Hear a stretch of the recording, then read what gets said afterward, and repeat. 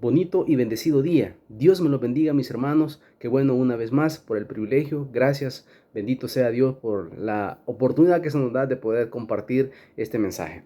Esta mañana queremos hablar de cuando no aprovechamos el llamado de Dios. Cuando no aprovechamos el llamado de Dios. Y para ello quiero que me acompañe, si tiene su Biblia a la mano o simplemente escuche, Amós, profeta Amós, uno de los profetas menores, capítulo 6, y vamos a leer del versículo 6 y 7.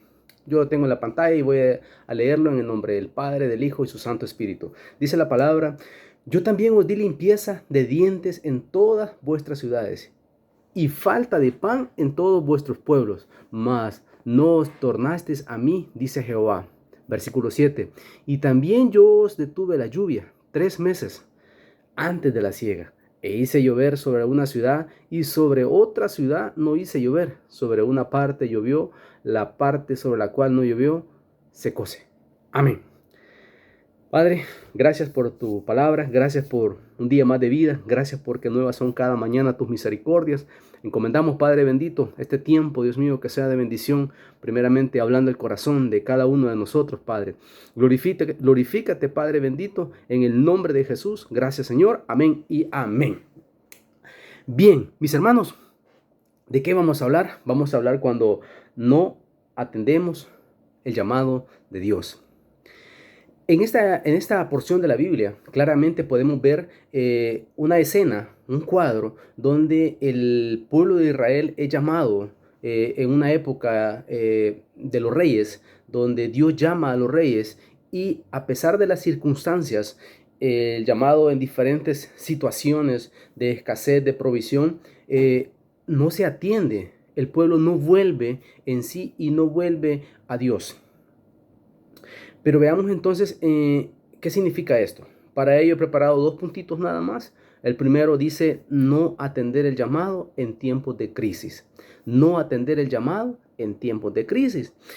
El versículo 6 habla de que el pueblo de Israel, y todo el contexto del capítulo 4 habla de un momento, de una situación donde el pueblo estuvo atravesando escasez, falta de pan, hubo pestilencias, hubo situaciones difíciles, guerras, y aún así Dios les estuvo llamando y no atendieron el llamado.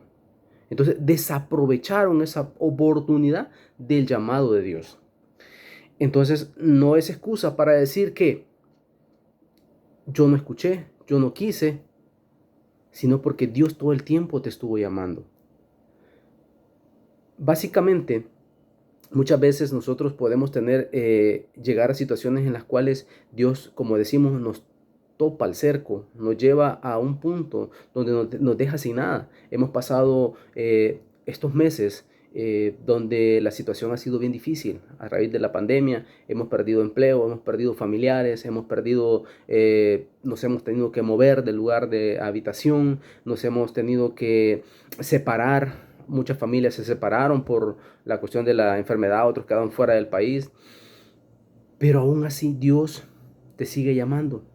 Y a lo mejor tú puedes decir: no, este mensaje quizás no es para mí, ¿verdad? Porque yo ya soy cristiano, yo ya recibí a Cristo. Pero podemos estar en la iglesia, mi hermano, y a lo mejor Dios nos está llamando a hacer un cambio en aquellas cosas que no necesariamente tienen que ser pecados capitales, ¿verdad? A lo mejor hay situaciones en nuestras vidas que necesitamos cambiar.